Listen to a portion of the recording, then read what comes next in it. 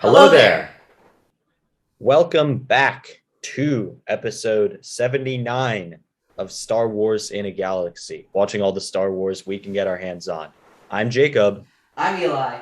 And today we are going through some very primo exciting Star Wars content.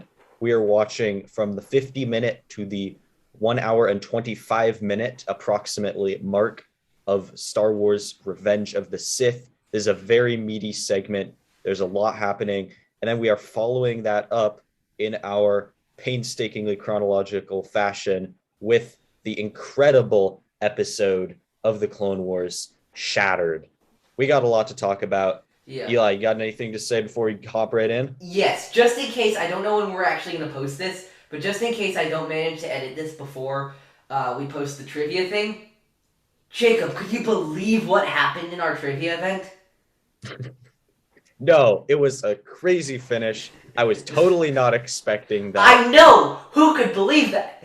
Jacob and I are joking, so we're recording this before we record the trivia thing, so we have no idea what happens, but we have to prepare because I said that, because the trivia thing is publishing on May 18th. That's the deal. I'm editing it and publishing it by that date. I already said it, so I have to do it now. This one, we'll see when it gets out, but... We will see. We'll see. But anyway, to get out of the way, yeah, we haven't recorded the trivia thing. I did ask Jacob some of the questions that we wrote for Sudden Death, and I'm very excited for that match. It's gonna be so much fun. I'm excited to see the Nerd Academy fight each other. It's gonna be great. The winner is gonna get a shot at the winner of Michael McCoy and Alden Diaz, which is also gonna be a great match. The leader of the Nihil versus the Tapestry himself. Super exciting. Super exciting. But anyway, let's get into this. Let's get into the Sith's revenge. Can I do little? I'm gonna edit this out, of course. But I'll do the Sith summary. You'll do Shatter. Let's do it. Okay. In Revenge of the Sith, in this segment of Revenge of the Sith, Anakin says goodbye to Obi-Wan Kenobi as he departs for Utapau to take on General Grievous. Obi-Wan briefly talks with Cody about his strategy plan for Utapau and Grievous. And then Anakin has yet another dream, this time of Obi-Wan comforting Padme as she dies in childbirth. And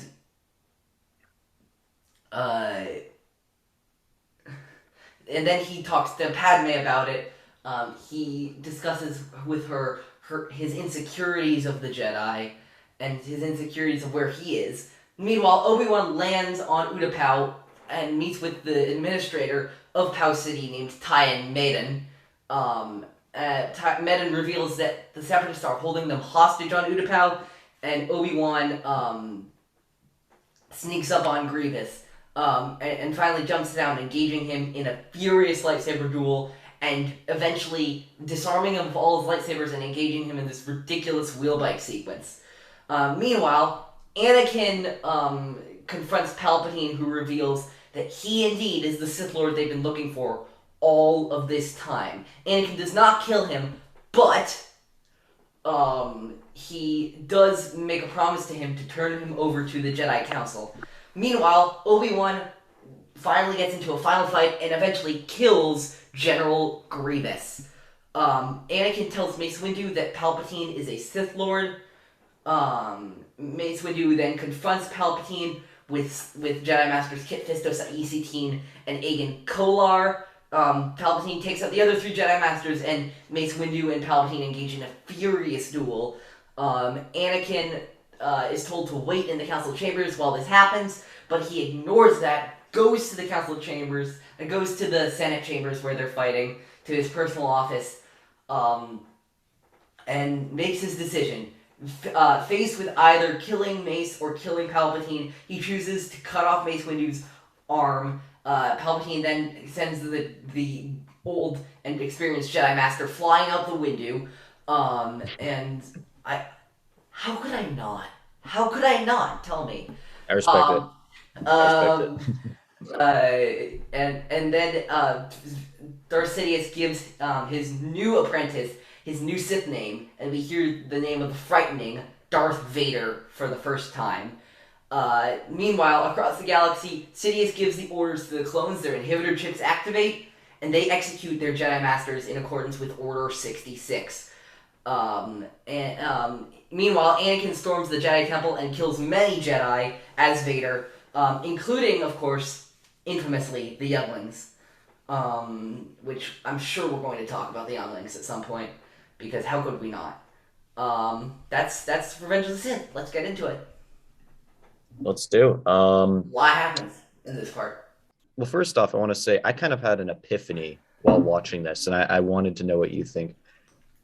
I think, obviously, this has already been discussed by many people at length, but I think Revenge of the Sith really works best not as a standalone movie, but as sort of a keystone holding together all the other stories of this era, the way that it's become interwoven with the Clone Wars, the Bad Batch, so many books and comics. Of all of Star Wars, I think it's not, I don't know, what do you think, Eli? I think it's aged. I think of all of Star Wars, since it's come out, it has absolutely aged the best. It has improved so much as we get more and more context. And it really is just it's a different experience entirely watching it in conjunction with Ahsoka and Rex's side of the story. There's a bunch of thoughts I have, and I completely agree with you. This rewatch is making me appreciate Revenge of the Sith. I think I like Revenge of the Sith now more than I ever have in my experience as a Star Wars fan. I'm still not ready to declare it in the top half of my Star Wars ranking, but it is undoubtedly the broad strokes of Sith are simply genius. They simply just work, and I think the construction around them with the Clone Wars, with the Bad Batch, especially with everything foreshadowing, Clone Wars, and all the expanded material. Of course, the other prequels build nicely on it. But I really do think I credit a lot of this to the Clone Wars. How many times have we said on the show to a reference in the Clone Wars, oh, and that foreshadows when this happens in Revenge of the Sith? All the freaking time, because they throw in so many freaking allusions and foreshadowings for Revenge of the Sith. Yeah. It enhances the movie because you've been you're hearing it, and now you finally see it, and it clicks so much more. It's also one of those things where, I've been hanging with fellow Star Wars content creator Mr. Alden Diaz of Octo Radio quite a bit lately. And, he has that whole idea about the tapestry of Star Wars, how different medias play into different other medias and stuff like that. And Revenge of the Sith is the perfect example of the Star Wars tapestry. Revenge of the Sith on its own is good. Revenge on the Sith, with everything we know in canon, is great. Yeah. It's like I said, it's absolutely, of all of Star Wars media, it's at the epicenter of so many things. It really is. It's that and New Hope, pretty much. And I think watching it after having, actually just gone through all of the Clone Wars, not just watched through it, but talked about it, analyzed it, spent such a long time kind of moving through it. To me, I already had I had a pretty good view of Revenge of the Sith, but I am just astonished at how this movie plays when I have everything fresh in my mind of looking back at every single little moment. I'm like, oh my gosh, connecting this back to this part of the Clone Wars, when Obi-Wan said this, or when Obi-Wan criticized Anakin for this, or when Anakin was unhappy here, when Ahsoka did this, when Padme and Anakin had this conversation, it all just it works so well. And one of the things I'm really excited about, honestly, is when this is the exciting part of the time we're recording this, and this is what makes me so incredibly excited to record this right now, is that we have another major piece of content connecting to Revenge of the Sith in like a month, not even 2 weeks. Yeah, that is really that is. I'm so excited for Kenobi is going Kenobi. to provide I'm so hyped. the middle chapter in the emotional arc that we see started in Sith and ended in A New Hope, and we can fill in the gaps of that middle chapter just fine. Like, like there's a lot of, oh, we didn't need this, and stuff like that in the fandom. Oh, this we did, who asked for this, and stuff like that. Yeah, Kenobi is something that does not have to be done.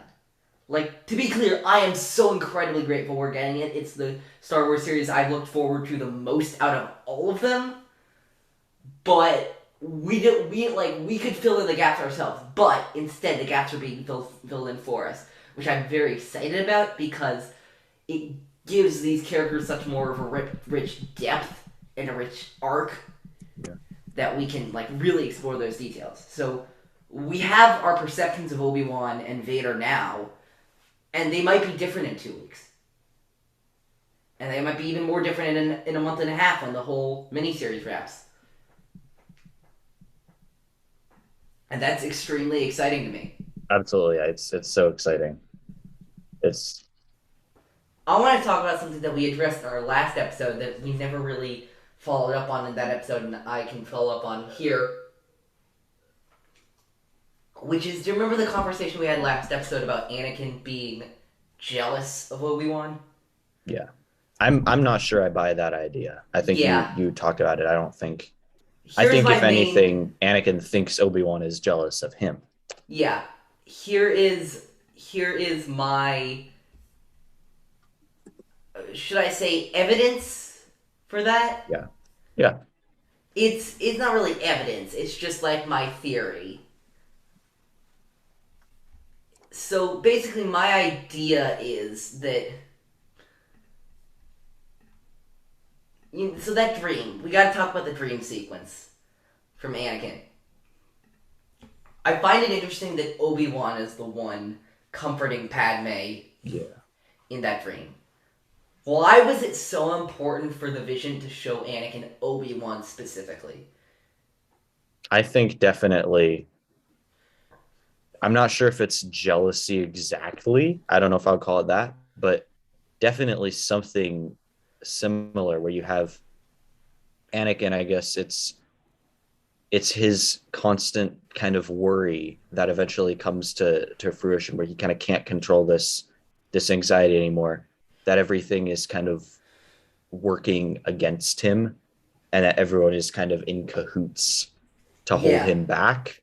And even though it's absolutely. not directly them sabotaging him, somehow him not, I guess, yeah, him not being there for the birth of his kids and Obi-Wan is there Yeah, is kind of a manifestation of that, I would say. that's my main thing. Is like it might not be jealousy, it might not be like that full Maybe it's not fledged. jealousy. It's like some kind of is resentment for sure. It is. Yeah. It's more complicated than that, but like Yeah. something about Obi-Wan being there when Anakin isn't.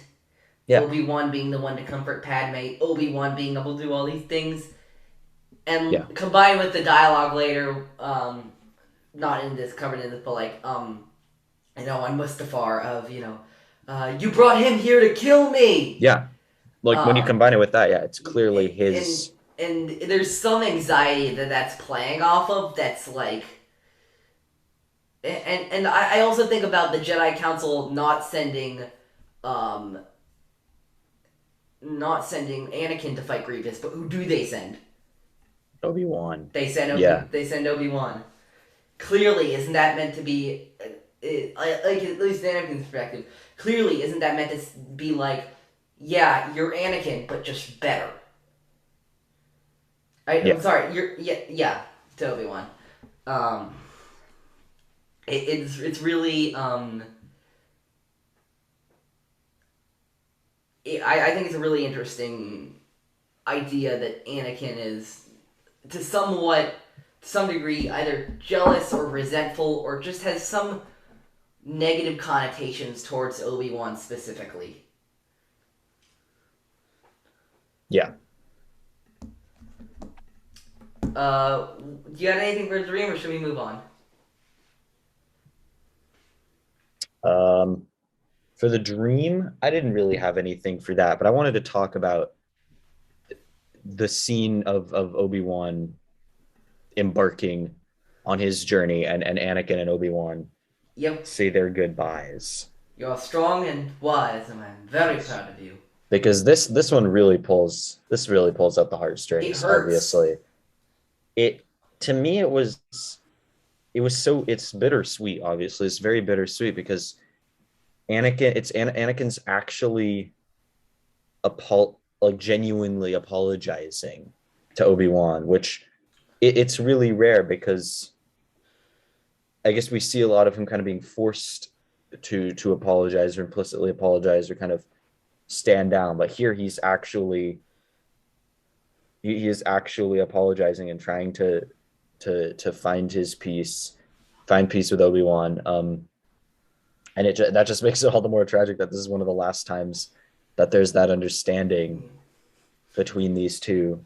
And then you have Obi-Wan kind of, as much as we get in most of the Clone Wars in the movies, you have Obi-Wan also opening up to Anakin, Yeah, him and kind of again, this explaining. this reaches back to what we were talking about last episode about those things left unsaid. You know, what did Obi Wan say to Anakin in this time, and what did Anakin say to Obi Wan? But more importantly, what did they not say to each other? What were Yeah, they not able to confide in each other? yeah, That was a good start, and that was all it was. yeah. They needed, obviously there was like, I this was mean, that like it's a shame it was the end because that was a really great start to the process. there's like a 2 minute like heart-to-heart conversation when what they need is like 2 hours. they need hours and hours of mediated counseling with a therapist. I think Yep. that's what all the Jedi need, to be honest. That's Yep. what everyone in this movie needs. That's what Yes. everyone, especially, yeah, Padme and Anakin and Yoda, Anakin and Mace Windu. Yeah, pretty much Anakin and everyone in this movie. They need group therapy or something, because there's a lot going on here that it doesn't quite add up. Yep. If only the Jedi had gone therapy, this entire movie wouldn't have happened. Um, uh, I will say this about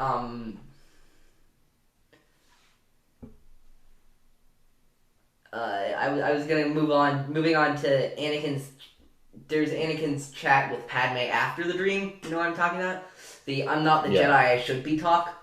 Oh yeah. That's one of the for me one of the realest Ross moments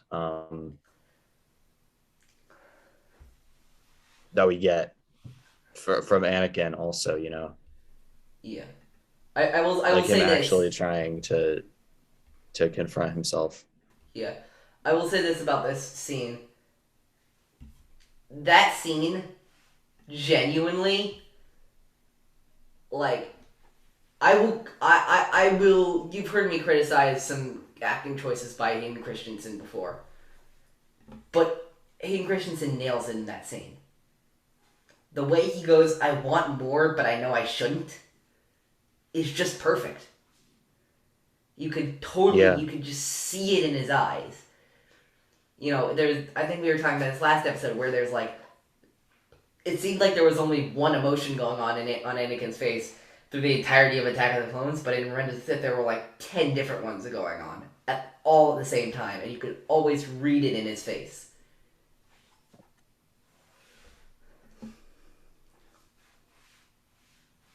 I think it's just really beautiful, and Yeah.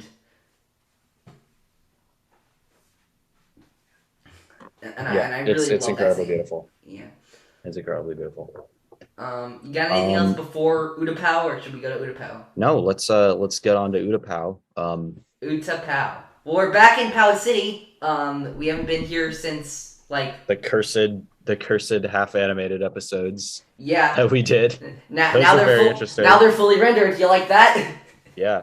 I still Looks a have a lot couple better. of I still have a couple of screenshots of Anakin and Obi-Wan in their crazy comical half rendered states. A couple of screenshots just on my desktop, just for the memeability and the whenever I need a laugh, I'll just open up open up one of those and watch their eyes just bug out of their heads for a moment. It's good fun. It always lifts me up. Hashtag thank you, Dave.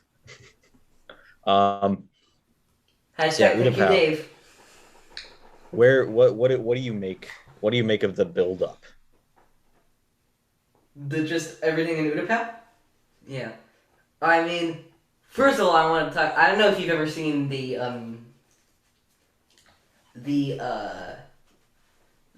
Revenge of the Sith featurettes, the documentary featurettes for Revenge of the Sith. But I've watched all of those like a gajillion times for some reason. Yeah. And for some reason, like, they interview a lot of actors. They interview Ewan, and they interview Hayden, and they interview Chris Lee, who is Dooku, and all that kind of stuff. You know who they interview a lot on there? Bruce Spence. Who does Bruce Spence play in this movie? You probably don't know. I wouldn't if I hadn't seen him in the documentary so goddarn much. He plays Tyon Medon. He appears in one scene, and they include him as much as, like, Christopher Lee, who's, like, Count Dooku. It's so weird. I don't understand why they include that guy so much. He was talking about the great thing about being with Ewan McGregor in a scene. I'm like, dude, you have one scene together with that guy. Yeah. Like, literally one. They made the most of it. Yes, I mean, it's very good, but, like, you had one scene. Yeah. It's okay, So that, maybe when they make those featurettes, maybe they don't know exactly. Maybe they don't know exactly how the movie's gonna turn out. What's gonna be left on the cutting room floor. Yeah, and what's but Medon's a little weird for me because I find it weird that we didn't see him at all in Crystal Crisis. Yeah, like he just wasn't there. Yeah, no. Like there's all that stuff with Governor Blom, and then he gets killed, and then we just meet with this random port administrator who was alive before and was doing his job before, and is just now here, and we just now meet him. Yeah, it's a little bit jarring. It is what it is. It is what it is. I mean, it's only because we're doing it in this order and that sequence and all that kind of stuff. But I actually really do like Tyon Medon, and I want to know more about him because he does come out of nowhere. I don't have a ton to say about. Yeah, sorry. Go ahead. Go ahead. Don't have a ton to say about the build-up. I love the moment when he leans in, he whispers, "Battle droids on the." I can't remember exactly. It's like 10th level, thousands of battle droids. Just that the foreboding of that moment, the fear. I always want to be like, dude, calm down, man. Like you don't need to say it so dramatically, man. But it's an interesting situation that compared to a lot of the usual invasions that we'd seen in the Clone Wars, we have he's trying to keep it secret, Yeah. Trying to be I know, but he also has invasion. the loudest fucking whisper of all time. Yeah, he does have. That's true. That is true. He is the loudest whisper of all time. But yeah, I mean, anything else you have for the build up to the duel? I don't have a lot. Well, we gotta talk about the line that is setting the internet on fire. Actually, we do. For that though, how about Obi-Wan's 200 IQ, insane pro epic gamer move to make it look like he left the planet by having R4 fly his starfighter away? Yeah, I think this is the first time I've watched Revenge of the Sith that I actually registered how he did that. Yeah. Because the camera work is done in such a way that it almost feels like he magically moved there. But I just realized how he did that, and that was it's good on Obi-Wan's part. I think it's even better on Lucas's part because of how he he quickly flashes. He has Obi-Wan look like he's getting in the ship. He quickly flashes to R4 taking off, and then he flashes back to and we're like, wait, what? It was so it's such a great it's a great choice on Obi-Wan's part, but it's a great choice on Lucas's part. I think it was a good bit of camera trickery. I thought you were going to say the 200 IQ programmer moves. I thought you were going to say that sarcastically, of Obi-Wan jumping down in the middle of Separatist headquarters with 16,000 battle droids surrounding him.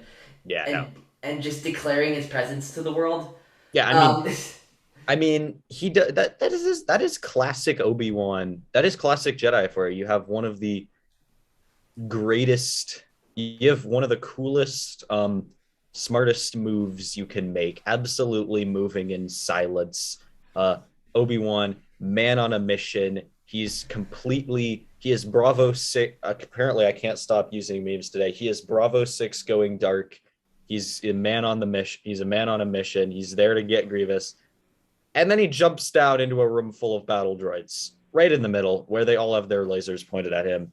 And yep. he challenges Grievous to a duel, Seems like a good despite idea. really not being sure, based on the evidence that we got in previous encounters, really not being sure whether he can beat him. Yeah, I do want to just say we gotta take a minute. Din, din, din, din. Hello there, General Kenobi. You are a bold one. Back away. I will deal with this Jedi slime myself. Your move. You fool! I have been trained in your Jedi arts by Count Dooku. Have you seen the meme, which is I've been trained in your Jedi arts by Count Dooku? Well, yes, and I trained the Jedi that killed Count Dooku.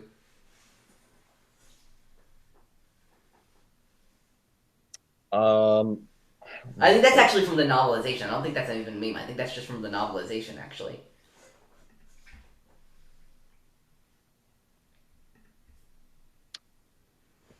Yeah,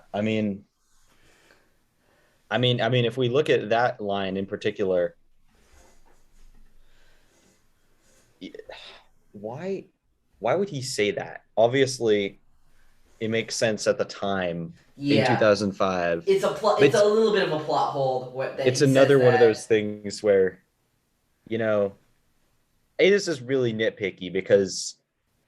Yeah, I actually saw that when the amount that doing some research for this episode. Yeah, it's been the Revenge of the Sith has been augmented by the Clone Wars like 1,000%, and it's been just diminished like 0.1%. Yeah, but it is pretty funny. Like I think Obi-Wan should have just been like, "Yeah, dude, I know we fought like a month ago or something." Yeah, Did he download like a new robot training Jedi practice package into his like droid brain part? I know he didn't know all that on his own. It is programmed into his droid body as well. That's canon. So it's a little funny for him to say that, but it's one of those plot holes that I get. You know what I mean? It's one of those plot holes that I get. They had to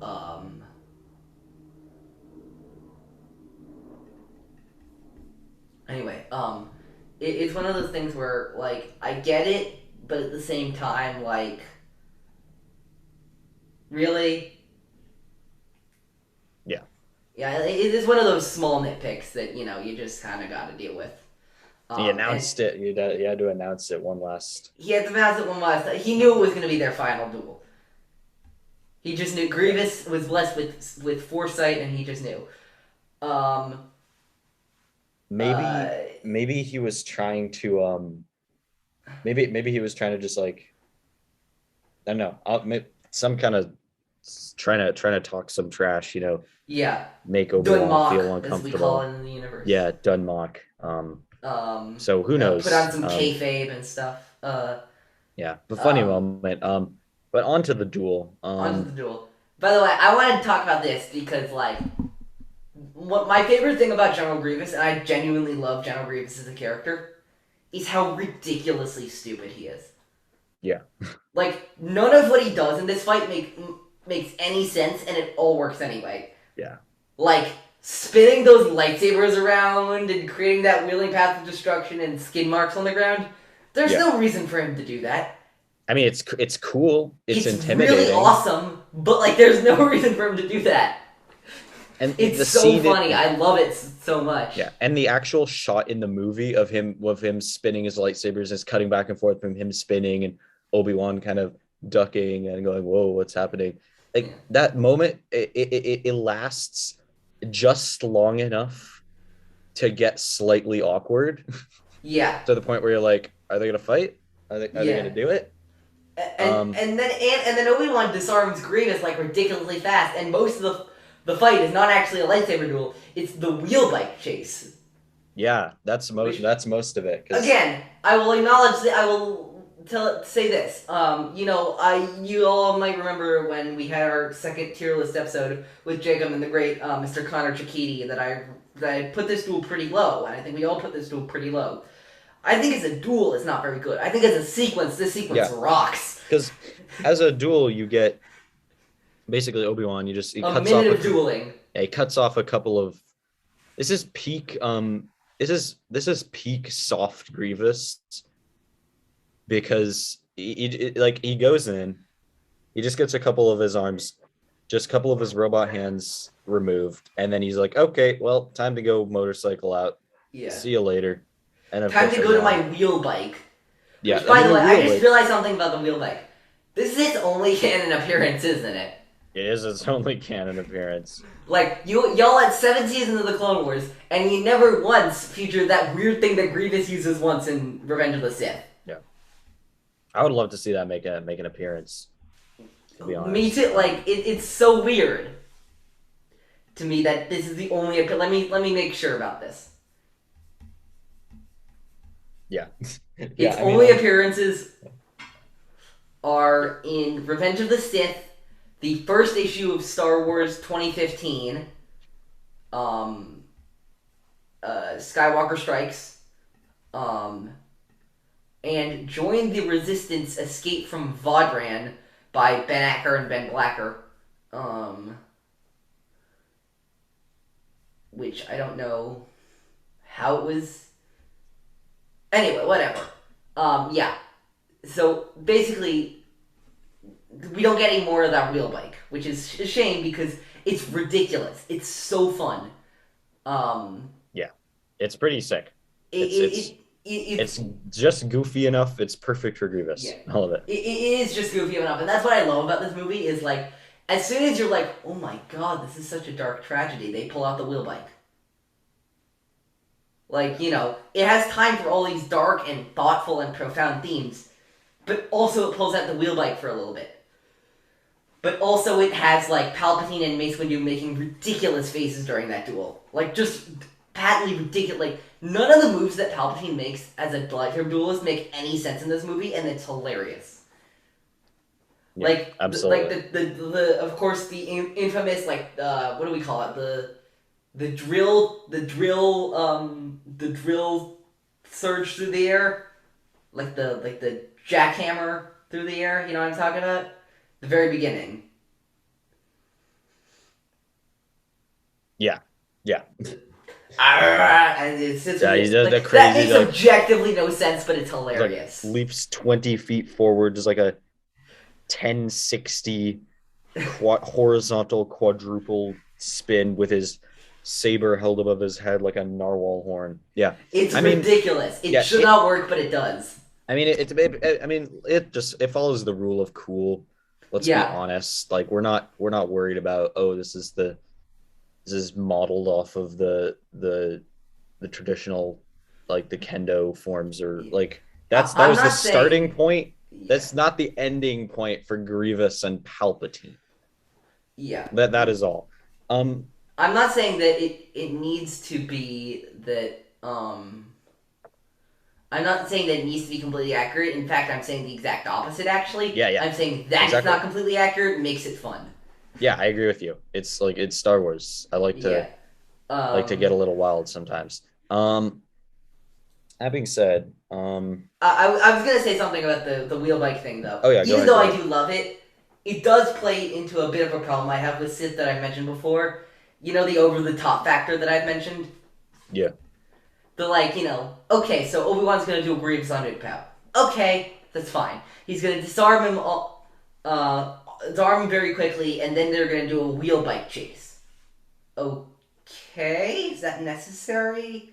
And then they're gonna have a complete fist fight where Obi-Wan eventually shoots him to death, and breaks open his ribcage. I'm like, are we Yeah. sure this is really necessary? You know what I mean? Like, sometimes Revenge of the Sith goes a little too far for my own taste. Like, it goes the extra mile to make it all that more over the top and all that more dramatic. When it doesn't, I don't feel like it needs to. Yeah. I mean, the closeout to this duel is pretty fantastic. It's much more exciting than I remember. It's visceral, it's intense, when Obi-Wan, I think there's something to be said for how when Obi-Wan finally defeats Grievous after their entire rivalry, it's when he actually kind of gets his hands dirty, Yep. pries open Grievous's chest plate, and then boom, just goes at him with the blaster. Yep. And Grievous in that scene as well. My goodness, like even though he's kind of winning there for a minute, tossing Obi-Wan around, but you can feel the desperation and the anger. Like he's more than machine. He's more than a person. He just becomes a beast. Like the noises that he makes. Yeah, I was gonna say the noise, the grunt that he is makes when he punches Obi-Wan. You know what I'm talking about? Like, Yeah. what the hell Yeah, is like that noise? I can't even. No one can imitate that. It's Even like, so great. or like I love when it so Obi-Wan much. pries open the chest plate and he just like he goes like oh like oh my gosh, The noises that incredible. General Grievous makes during that are some of the best sound Yeah. effects in all of Star Wars. I will not be taking any further questions. And then the way he goes out, Yep. my goodness. I mean, Also, we gotta just say it. We gotta say it. what? So uncivilized. Yes, it is so uncivilized, and dare I say it? Dare I sound cold, bloodthirsty? After everything that we've seen Grievous do, after everything that Obi-Wan and Grievous specifically have done, it honestly feels in a weird twisted way. It feels almost cathartic in some awful way, watching him just have like one of the most horrible, brutal deaths possible I after mean, becoming this just yeah. maniac. It's strange to even be saying that, yet it I mean, is look at oddly Obi-Wan's fitting. 3 main rivalries in his life. Of the 3 of them, 2 of them have actually very cathartic endings. And for a while, we thought it was 3 too. We thought it was like for a while Obi-Wan thought it was gonna be 3 too, because he had the cathartic ending with Grievous, he had the cathartic ending with Maul in Twin Sons, and then he thought he had the cathartic ending. I mean, the really tragic but still cathartic ending with Vader in this movie. But of course, that's gonna change. That changed from A New Hope, and it's obviously gonna change even more so in Kenobi. But yeah. While we're cutting back between this and another sequence in Revenge of the Sith, which is Palpatine finally just letting it all go. Yeah. He finally reveals everything. I think we have the infamous. If one is to understand the great mystery, one must study all its aspects, not just the dogmatic and narrow view of the Jedi. If you wish to become a great and wise leader, you must embrace a larger view of the Force. There it is. I want to. Shout out to Devore. I was gonna say I actually literally in my notes I literally was like I wanted to use this segment to plug Devore specifically because that show. Good friend. Good friend Devore. Friend of the show. Force. Amazing podcast. Great show, great deep dive. He plays that clip in all of his intros. I can hear the music right now as I'm playing it. Go check him out. He does great deep dives. His fiance is also pretty badass too. We've had her on a few times. That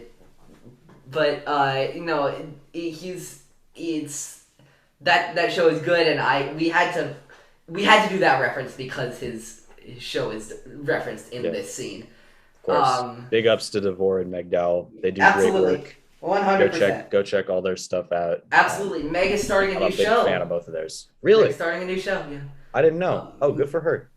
She's this is not like this is pretty new. This is what is it called? It's called Now This Is Lit, a Star Wars Books podcast. I like it. Yes. So, Yeah, and she's gonna start that soon, and it's gonna be. I'm so excited to listen to it. But yeah, I do so want to just talk about the scene and Ian McDiarmid. I fucking love how like he goes from Palpatine to Sidious, back to Palpatine, back to Sidious, and over again, effortlessly. It's so yeah, impressive. he does an amazing job. He's basically And playing two personalities, yeah, and yet he's able to switch back and forth and make them seem like they come from the same person, which obviously do, so skillfully. yeah, and it's the way he's kind of, not only is he flip flopping, but he's also slowly merging them. It seems Yep. as he realizes he's getting Anakin to the tipping point, and when Anakin pulls a lightsaber on him, he realizes, oh, I might have. He kind of jumps the gun just a tiny bit. I have to admit, for all his mastery, but it's incredible watching him in this moment. Kind of, this is basically the penultimate final touch, the finishing, the cherry on top, Yeah. the very last little dab of icing on the giant wedding cake. Yep. That is Anakin's him marriage kind to of, the dark side. yeah, it's him grooming and manipulating and molding and guiding Anakin for years and years and years. It's all coming to fruition. Yeah. You can feel his excitement in this scene. You can Yeah. feel him kind of hedging, being like, oh my gosh, it's so close. I have to And get this right. I only have one shot. and and, Like, and, and do I there's those go for lines it? When do that I you go for could it? not believe that were said in the movie, but said by Anakin in this movie make quite a bit of sense. I'm thinking, are you going to kill me? I would certainly like to. Like, who would say that? Like, that is, like, here's the thing. A lot of, I think, the dialogue in this movie is bad in any other context other than the one it's presented in this movie. You know what I mean? Yeah. Like, I think it's perfect for the context of the movie, but, like, can you imagine somebody, so, like, a police officer turning someone, or, like, some sort of law enforcement turning someone over, and the criminal asks them, are you gonna kill me? And they go, I would certainly like to. Yeah. I was just thinking about that. Like, that's... it's such a weird piece of dialogue there, but it's laid out so perfectly, and I want to talk to I want to talk about Anakin and I want to talk about Anakin and Mace Windu's conversation. Oh, absolutely. Let's talk I about it. think This is a Chancellor great one. Palpatine is the Sith Lord.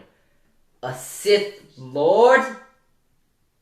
Are you sure? I'm like, Mace Windu, come on, man! Like, you literally just said in the scene before, you literally just said, like, a few scenes before, I sense a plot to destroy the Jedi. The dark side of the Force surrounds the Chancellor. Like, you can't just say that and then be shocked when he's a Sith.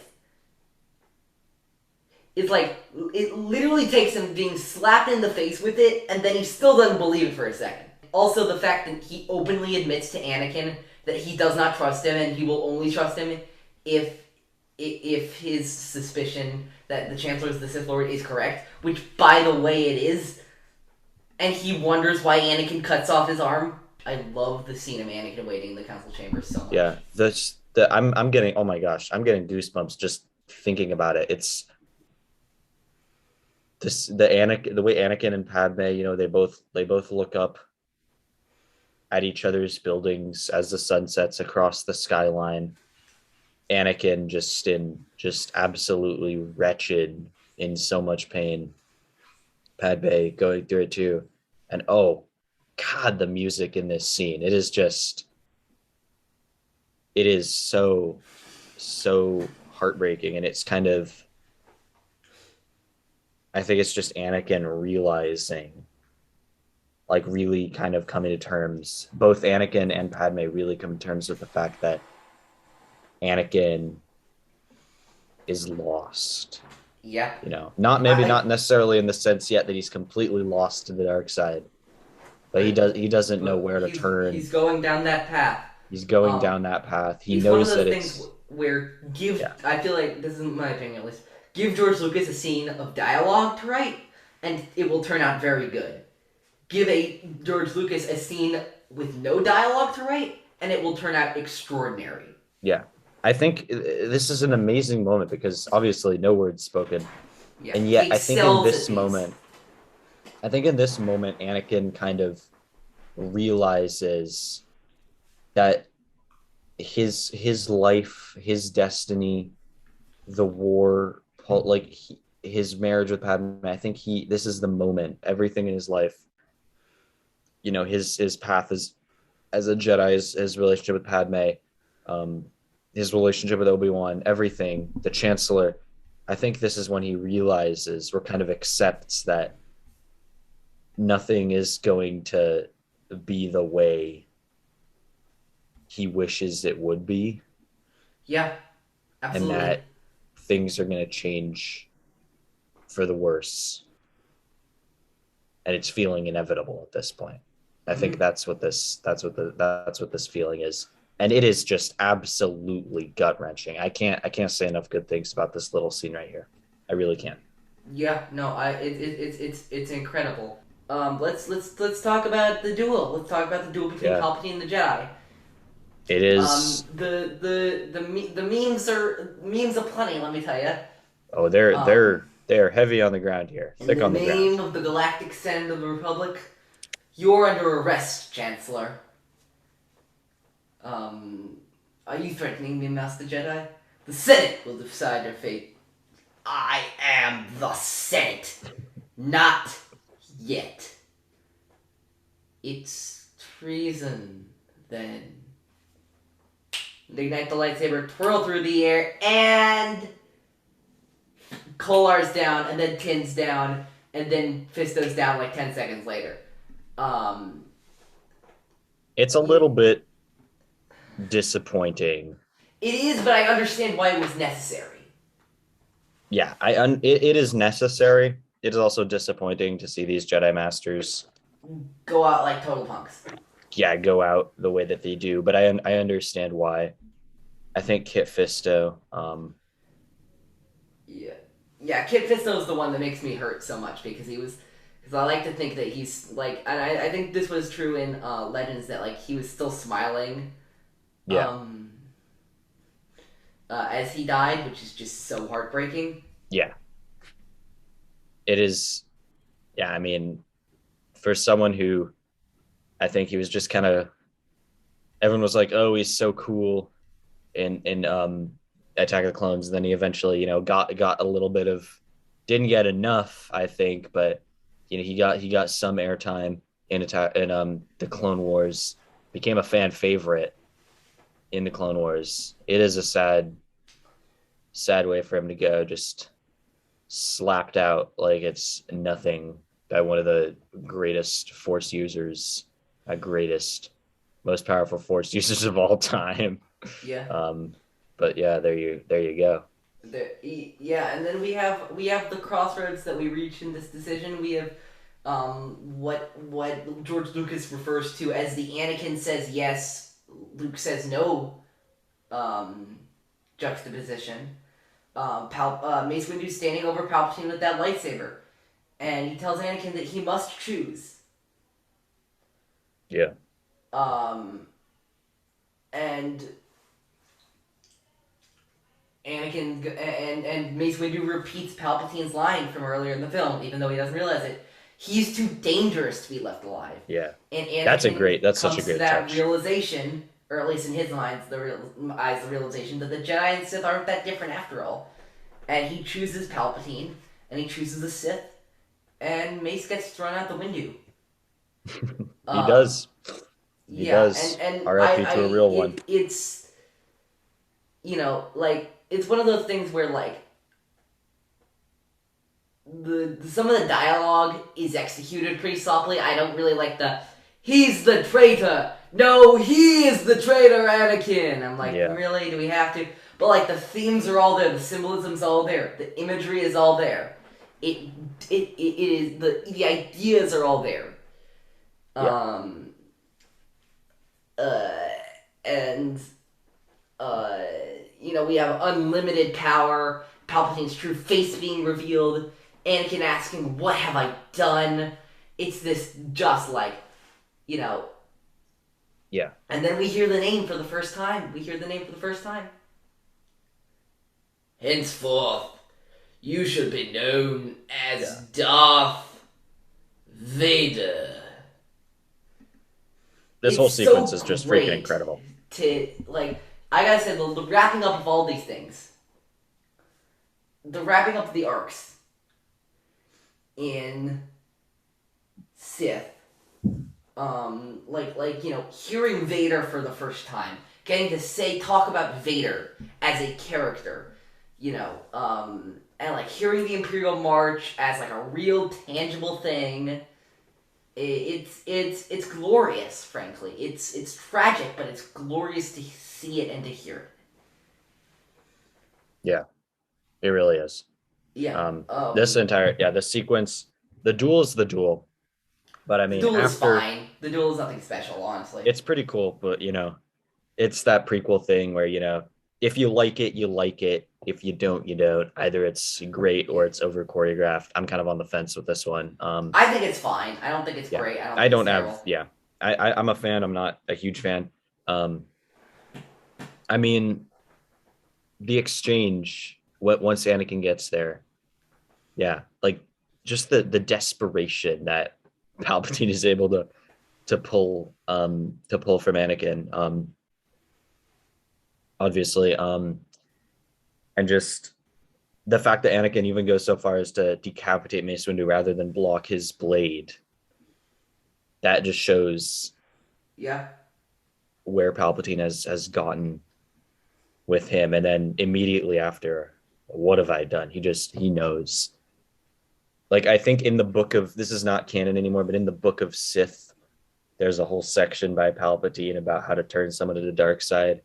And they have that. Now I'm just imagining how to turn someone to the dark side in 10 easy steps.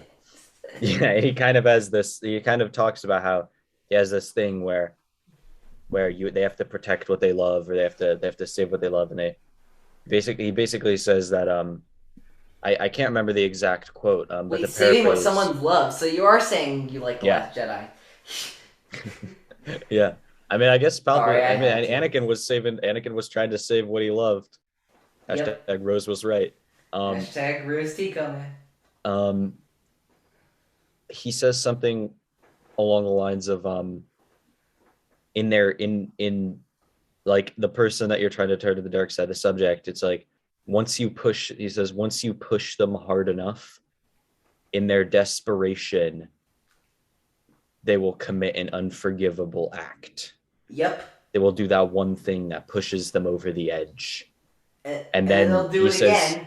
Yeah. And then he says from that point on, after that one act, their old life is over. And their new life as a darksider has begun. And that's pretty much that is this moment when Anakin lops off Mace Windu's head and then watches as Palpatine jumps up and blasts him into the sky with lightning.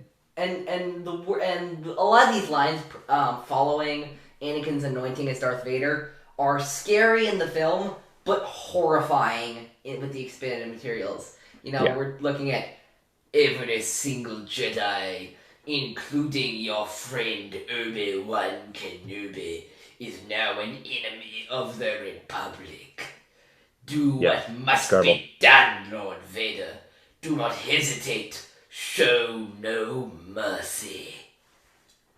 You can feel the weight of those words just weighing down on you. It is this, it is very much the shit hits the fan section of Revenge of the Sith. Yeah. I've been thinking a lot about how we've been talking about how arcs of the Clone Wars and certain stuff serve as Palpatine's plan. Yeah. We don't talk about that anymore, because this is it. It's done. It's We're here. Succeeding. We've arrived. This is it. This is now. we're doing it. And it's so chilling to witness the words saying into the, like, there's also that, of course, once more the Sith will rule the galaxy, and we will have peace. Yeah, it's great. I said in my notes, I really do like this. We have just witnessed the revenge of the Sith. That's it. They've taken their revenge. That's it. Yeah. Pack it It's up. This is the moment. This is It's it. incredible. And as the crown jewel of that, we get, of course, another meme and another bone-chilling and iconic moment from this episode. And from this scene. Commander Cody, the time has come. Execute Order 66. At that moment, Cody and all the other clones' inhibitor chips activate. They fire on the Jedi that they've served on, for 3 years. Their friends, their allies, their family in some cases. I mean, found family is what I'm saying. But, Yeah. But it doesn't matter because the inhibitor chip's too strong for that. Yeah. And, we've talked about a lot about the clones and how the Clone Wars goes to develop them as characters so much and not as these mindless soldiers, which makes it hurt even more when, boom, snap of a finger, they're basically the droids they were just fighting against. Yeah. It's insane. It's brutal. It is just brutal.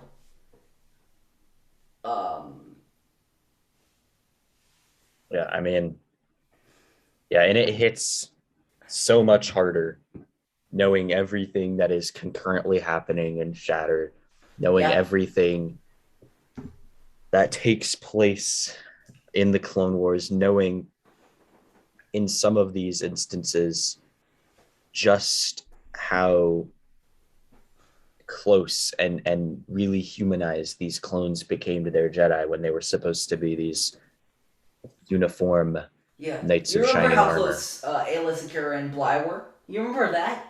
And you see Bly shoot her in the back. Yeah. I mean, it's awful. It's devastating, is what it is. Yeah. Let's talk about Shattered. What do you think, Jacob? Let's talk about Shattered. Yes, let's talk Shattered. So, in Shattered, the penultimate episode of the Siege of Mandalore arc, we open the Siege of Mandalore having been completed. The Republic forces take Gar Saxon into custody. Bo-Katan cries, watches. Ahsoka Tano comes up. Maul is bound behind her. Cries and Tano exchange some words. They have their farewell. Bo-Katan, looking out over the wreckage of Peace Park, reflecting on everything that she did, everything that her sister did. Rex comes up. The Jedi Council talks to Ahsoka. Some words are exchanged there. They don't quite get the exchange of information they need because Mace Windu, of course, he's got to go and get all catty with Ahsoka and say, "Oh no, you're a citizen. We can't tell you this." But we kind of get some of the same discussion that we already got in Revenge of the Sith. Mundi says Palpatine must give up his emergency powers, or they must be removed from office. Mace Windu says the Jedi would take control of the Galactic Senate. So Ahsoka, we have those words. Bo-Katan and Ursa Wren escort Maul to the shuttle, and they take him onto the Venator class destroyer. Then we have the betrayal. Ahsoka and Rex, they exchange some words, but before you know it, Order 66 is sent. Ahsoka manages to fight off some of the clones. She escapes. She manages to isolate and locate Rex, knock him unconscious, takes him to a medical bay, does some surgery, does some force wizardry, gets the chip out of Rex's brain, but not before she and then after that, or before, not before that, not before she actually releases Maul in order to create a distraction. So then she saves Rex, and yeah. And there, we close. There, yeah. Yeah, it ends there. Um, But this is really all about Order 66. This yeah, episode. Shattered is our turning point episode. It is Um, absolutely. If yeah, everything leading up to this moment, if everything leading up to Order 66, if that was like I think I said earlier, like watching a wave getting ready to break in slow motion, this is this the is the moment that the breaking. wave breaks. Yeah, and then This next is what it's all led episode, to. when we'll get to this on our next episode of the show, but the victory and death is going to be the consequences of the wave breaking. Yeah, Like, victory and death is going to be everyone swimming around, trying not to drown after the wave I'm really has digging this washed them analogy. away. I gotta say, I think George Lucas. I think George Lucas would probably say, "Shattered is the key to all of this." it's the key to all this. If we get Yeah. Shattered right, everything else. Yeah. Uh, but where do you want to start off with this episode? Oh gosh, I Because mean, I don't really have anything until the council meeting with Ahsoka. yeah, this episode is just freaking insane. It is. I absolutely This love entire little. arc is freaking insane. Yeah, this is like peak. This is like peak Star Wars. This is peak just. Star Wars. It's on another level. I can't stop. I fanboying over it. 100% agree with you. They're very Star Wars does not have to do a lot for me to be good, but Star Wars has a lot to do for me to be special. This is special. Yeah, absolutely. And genuinely though, I love the mournful clone music, the clone motif we get at the start of the banner. I Yeah. think that was a really nice touch. I genuinely feel bad for Bo-Katan for a moment. Wait, what? So good. Yeah, when she says that war is all she's good at, I mean, you see her looking out over the destruction of Mandalore, over Peace Park, which is quite ironic, shall we say. Jacob, what did you just say? I genuinely feel bad for Bo-Katan for a moment, yes. I'm having an existential crisis right now. What the hell is going on? Relax, You can't relax. feel I'll bad explain for everything. Bo-Katan. Explain everything. That's not legal. Go ahead. Sorry, I interrupted you. So, in any case, it makes me wonder if she is in part responsible. I think maybe that's what it's saying. I'm not sure, for the Empire being able to sweep in and subjugate Mandalore. After all, I mean, she helped lead the Death Watch to destabilize Mandalore. She agreed to strike a deal with Maul, giving him the road to eventually rule. I knew She you were begged gonna the find Grand some way Army- to blame this all on Bo-Katan. I know. Hear me out. She begged the Grand Army of the Republic to break the siege, basically handing them over temporary control Yeah. at the worst possible time. Granted, she didn't And know. of course, what she was had a to unlimited foresight and precognizance to see that the Republic was going to turn into an empire in 5 minutes. I mean, if we're gonna go after Mace Windu for some of the things that he does, which he had no idea, which he couldn't possibly have known the consequences to, we got to apply that same standard to Bo-Katan, and it's not looking too good for her, I have to say. But that's neither here nor there. Yeah. No, if we're talking about Mace Windu, then we got to talk about the council meeting because I have some choice words for Mace Windu. Oh yeah, I think the council meeting. Yeah, that's where we got to go next. What are you gonna say? Lay it on me. So, do I think that I've been too harsh on Mace Windu for this scene in the past? Yes, I do actually. This is your breaking stuff in the episode. Jacob is apologetic to Bo-Katan, and I am apologetic to Mace Windu. This is the stuff that you come to Data Galaxy for. Anyway, however, do I think he deserves criticism? Yes, I do.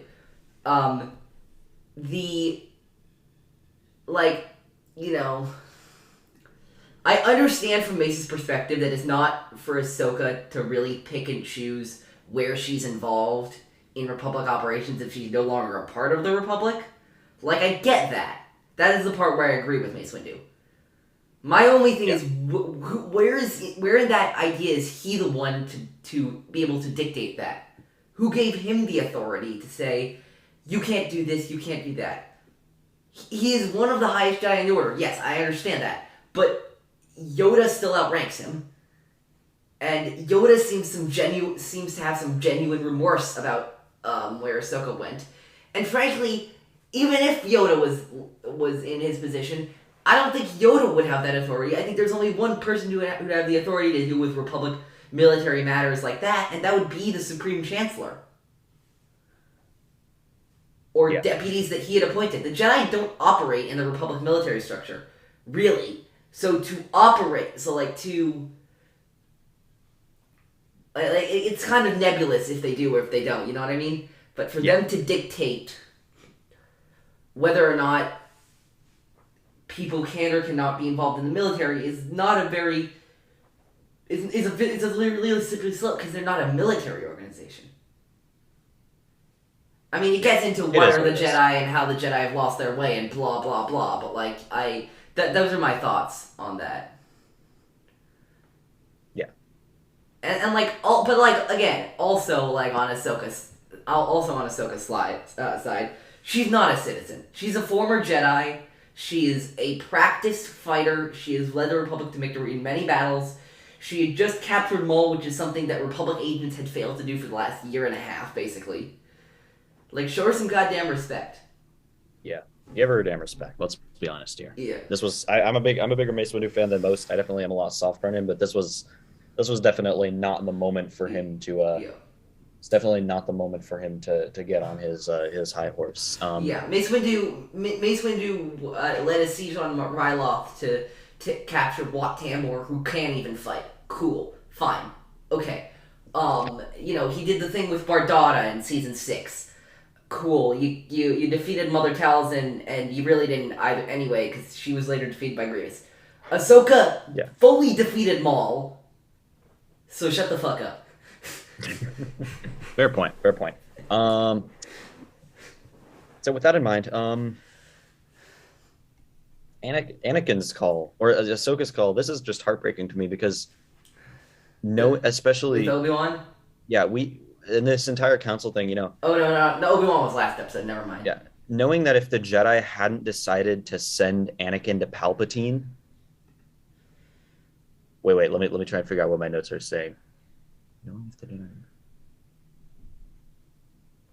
Yeah, if the Jedi hadn't decided to send Anakin to Palpatine to talk to him, seeing Ahsoka and talking to her could have prevented him possibly from going to the dark side, or it could have changed things, butterfly effect and all that. So I was pretty dismayed watching, Anakin goes to talk to the Chancellor, and then Ahsoka comes, and that's crazy because just knowing talking to Ahsoka as opposed to talking to Palpatine, what could have happened for Anakin? It's a shame. It's a bit heartbreaking, I have to say. It is. We could have seen how much Ahsoka might have been able to prevent.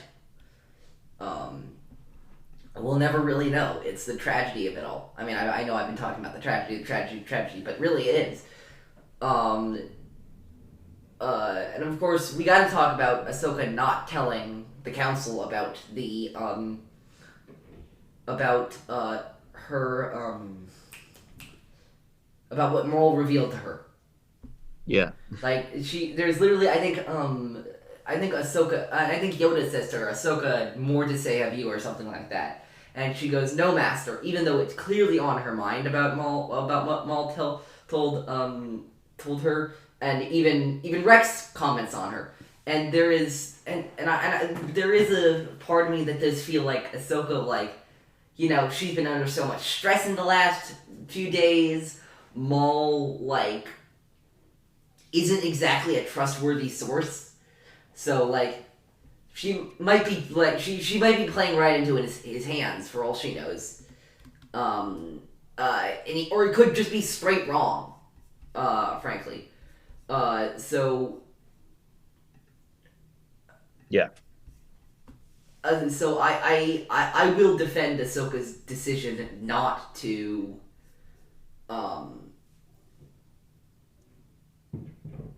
I will defend Ahsoka's decision not to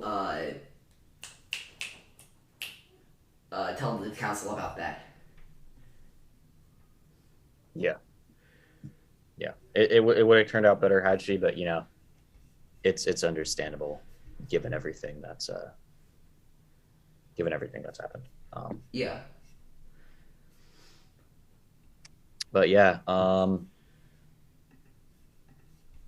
mean, what else do we have? We see Maul getting loaded up. I love just the little detail of the Mandalorian artwork on his cage. Just that crate thing. yeah, the callback to I guess all that we've seen in the Clone Wars, and just the history of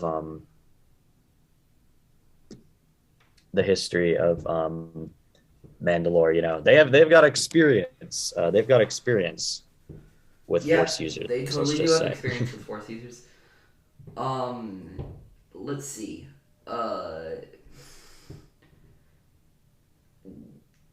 Do you want to get onto the Star Destroyer going into hyperspace and Ahsoka and Rex's chat before the order? Yeah, let's do it. This is such an amazing sequence. I think everything is so eerie. It's filled with that foreboding. Yeah. Yeah, it's filled with foreboding. It's filled with just this. The music is just absolutely on another level here. The high, mournful notes, the trailing, droning, ambient notes, the menacing, pulsating bass, the way it kind of right towards Order 66, the way it almost drowns out the actual sound effects.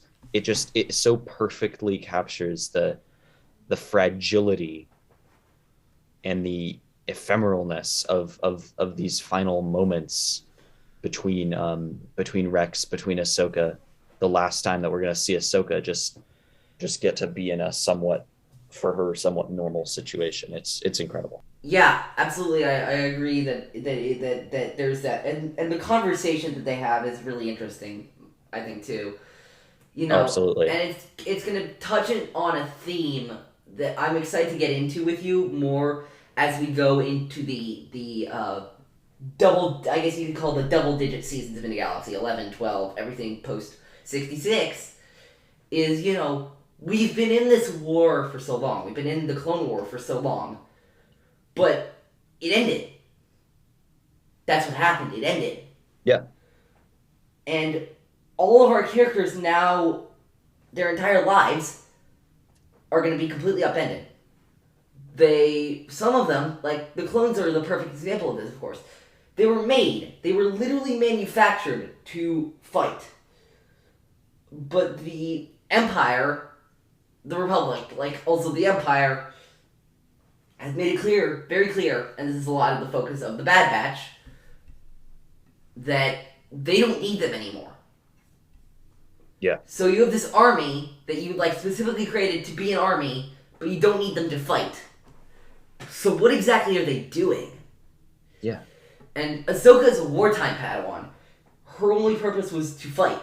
She doesn't know how to do anything else as a Jedi. And now, even still, she's not a Jedi anymore, but still, even since leaving the Jedi, the only thing she's really done is fight.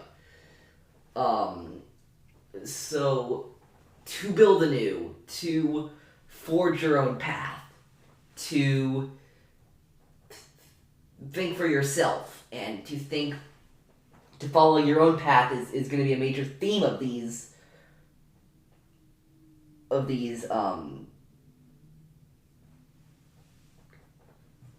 next few years. We have like the Bad Batch is very much about that. Jedi Fallen Order is very much about that. And I think it's going to be really interesting having those conversations and seeing what these characters make of the new situations that they're in. Yeah, absolutely. Absolutely. I mean, yeah, just looking at everything that's happened, Rex, his mixed feelings about the war, he says, if it wasn't for the war, we wouldn't be here. And then Ahsoka's perspective too, of she's supposed to be a peacekeeper, but literally her entire life as a Jedi has been being a soldier. It's such a tragic moment, just knowing what comes next, but absolutely having this between the two. But it was a very important conversation to have to jumpstart that era of questions. You know what I mean? Yeah, absolutely. Absolutely. And we have that last bit of Shakespearean-esque tragic foreshadowing. We see Rex see that he got new orders, and you want to scream at the screen, "No, don't take those orders!" Yeah. What's in there, but that when you click play again after you've paused it, it's all gonna happen. There's nothing you can't do. That's kind of what makes these episodes and this part of the story so amazing. Is that part? I guess what makes it so compelling is it's so every single time you're so achingly close. Yep. To just one thing happening. And there's all these moments where if just one thing happened just a little bit differently, maybe all this or some big part of it could have been avoided. But nope. Can't do it. It's always do it. Emotional damage. Emotional damage. That's the watchword of these episodes, these segments of the Jacob, the movies. I think we need to call this episode "Emotional Damage." I think we do. Yeah. Should we get to it? Order 66. I think we should do it. This is just peak Star Wars. This is one of the greatest moments. This has got to be, I think, top 5 greatest moments ever put in video for Star Wars. I'm not sure if I go that far, but like, yes, it's very good. I am so sold on this. The way the Maul and Ahsoka both, sensing, hearing the vision, hearing what's happening with Anakin, Ahsoka, the archive audio from Revenge of the Sith in the background. Yeah. Her Ahsoka just saying Anakin. The way Order 66 is called, where she walks out and then you see Sidious, you just see his mouth, like everything just slows down. Yeah. And grinds to a halt for one dreadful moment. It is simply perfect. It is a sublime sequence, is what it is. This is sublime content. Yeah, it is. Even though it hurts like a motherfucker. It hurts like a motherfucker. It does. And the thing that hurts the most for me, and this is something that means so much to me, what's Ahsoka's first sign that Rex isn't normal? His helmet drops to the ground. Yeah. Now, most clones, their helmets are pretty uniform. But what do we know is different about Rex's helmet?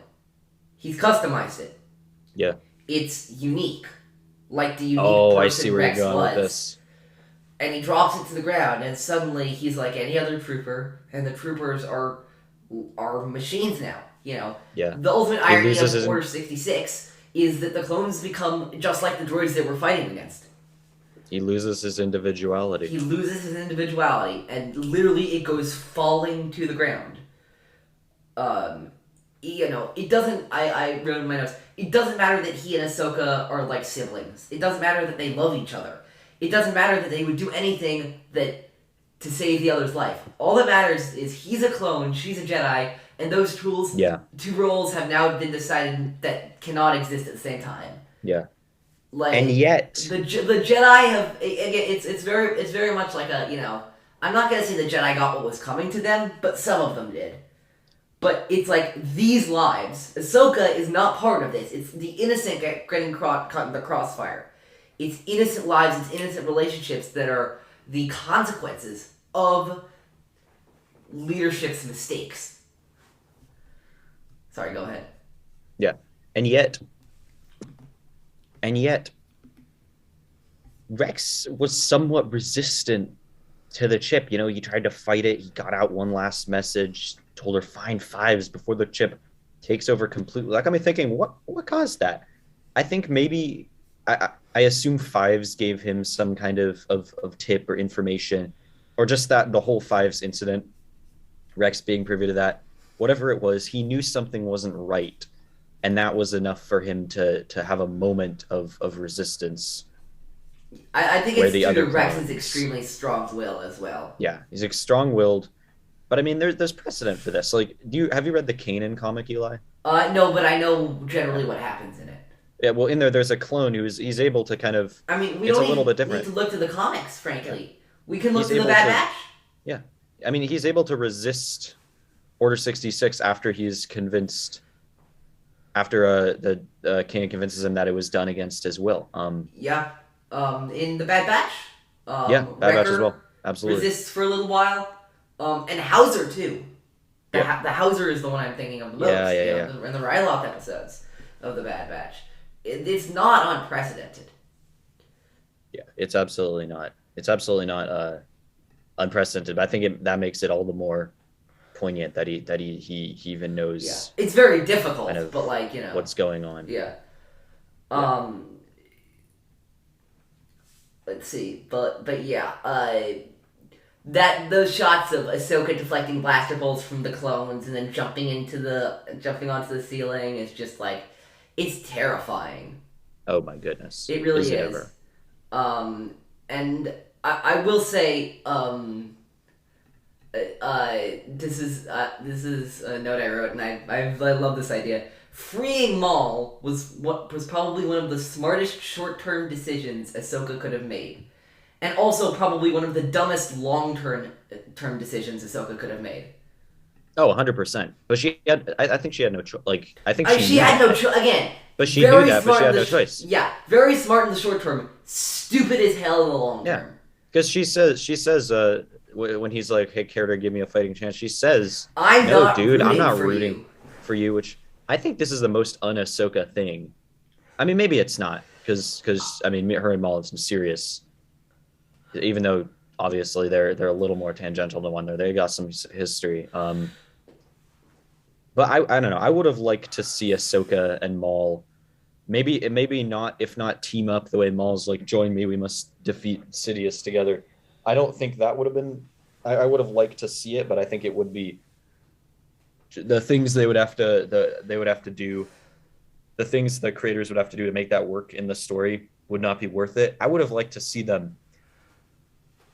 You know, one of my favorite parts of Star Wars is when a hero and a villain or two enemies are kind of forced to reluctantly work together, like in season 1 of the Clone Dooku Wars. captured. Dooku captured, yeah, like a situation like that with Anakin and Maul, Yeah. and maybe just them exchanging some information, having some words similar to the way Rex and Ahsoka kind of reflect on their experiences together. I think that could have been absolutely amazing. In my opinion, I don't think this was the right place for it, but I understand where you're coming from. Yeah, Um, it definitely would have made it into a much different story. So I'm glad that they did it the way they did. I am too. Yeah, but I definitely, I would be lying if I said I didn't think they could have done a little bit more, No, even if what they did was I get good. it. I also really like this is one of the reasons I think this is one of the best arcs in the Clone Wars is that you could connect all of this back to season 1 or season 1 adjacent arcs. So you can go like Yeah. here's how you can do this. Like imagine this. It's like a flowchart sort of thing. So like Rex gave Ahsoka the information to find out about the inhibitor chips because he knew that from Fives in the Order 66 arc.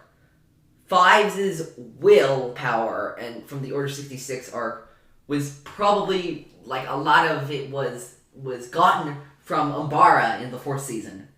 He was only skilled enough to be placed on Umbara in the 4th season because of his operations on the Rishi Moon and on Camino in Rookies and ARC Troopers, and you've connected all the way back from to the first scene of the show to show the very consequential domino falling nature of this show, which is genius to me. Yeah, I'm so in awe of what they've done, and I'm really grateful for all the little touches that they've added just to show, hey, we know what this is, we know how important this is to everyone. Yeah, I love it. And then Ahsoka, moving on, Ahsoka, she isolates, she gets Rex, she teams up with the droids, knocks him out. By the way, she uses what to defeat clones? The droids. Yeah. Maybe they're not so different after all. Yeah. Quite ironic. I mean, yeah, it's the irony there is it's perfect. It's perfect. But I mean, yeah, what do you have for the operation on Rex? Other than like obviously we gotta talk about the Rogue One reference, which is a really strange canon connection that I want to get your opinion on. While Ahsoka is trying to probe Rex's brain for the inhibitor chip, she whispers to herself, "I am one with the Force, and the Force is with me." Yeah. And later, Rex says it as well. Of course, that is more well known from Sheridan Way in Rogue One. What do you think about that reference? Like, do you think it works? Do you think it doesn't? Like, what do you think? I think it's a little strange, just making me wonder, wait, where did this come from? What's the story here? But I didn't mind it too much. Yeah, I think it's fine. I like it quite a bit. I think it was done with purpose. You know what I mean? Yeah, it was. Which is what more than which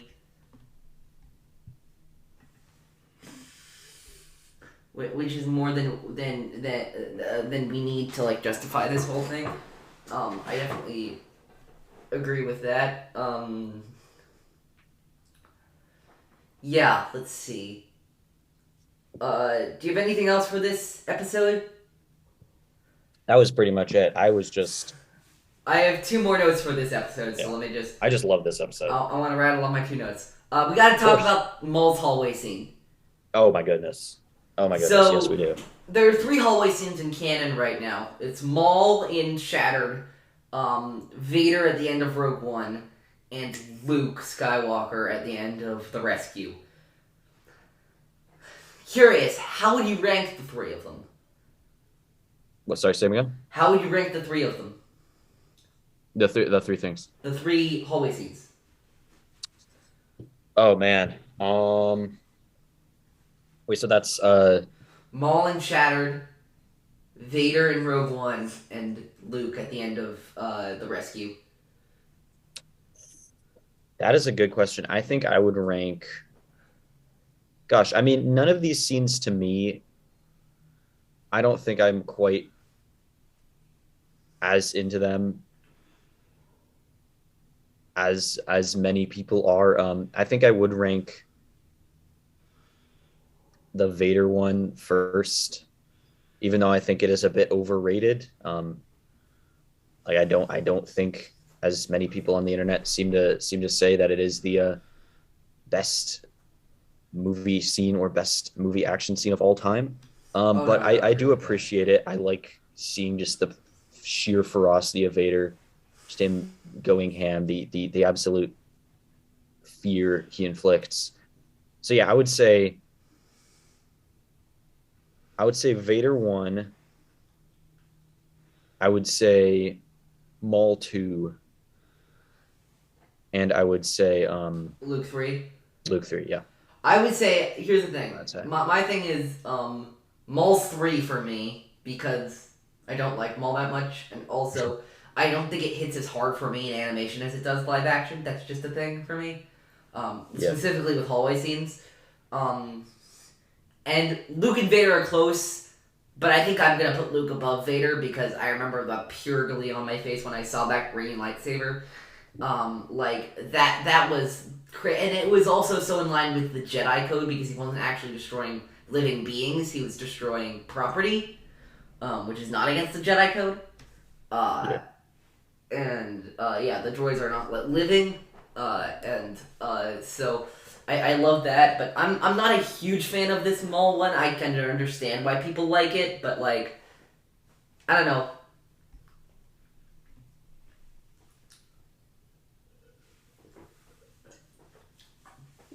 I'm not a huge fan. And then we gotta talk about these final few lines of this episode. Rex, how widespread is this? Ahsoka, it's all of us. That was just an incredible line. When you to end the episode and realize, holy shit, the next episode is gonna be us against the world. It's gonna be Rex and Ahsoka versus the entire Star Destroyer's worth of clones. That's pretty monumental. The scale and the scope of that is frightening to say the least. Yeah. You know what I mean? Absolutely. And I really do I really do like that. I love it. I love these moments right after the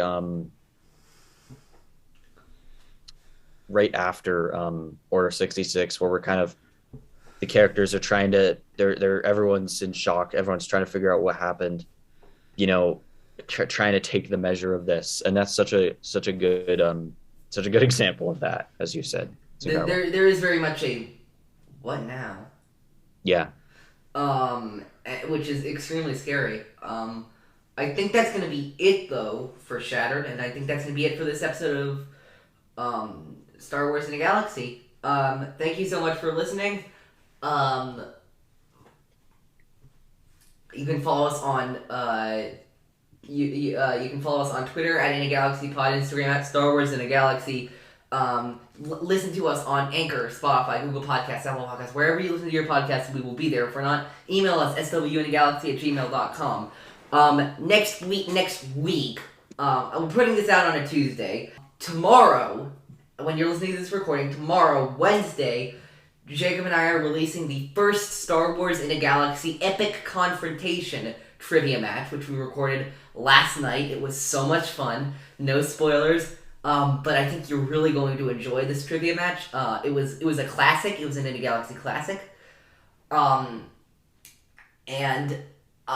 then on Friday, we're going to proceed with our regular schedule. We're going to release episode 80 of Star Wars in a Galaxy, which is going to be the rest of Sith and Victory and Death.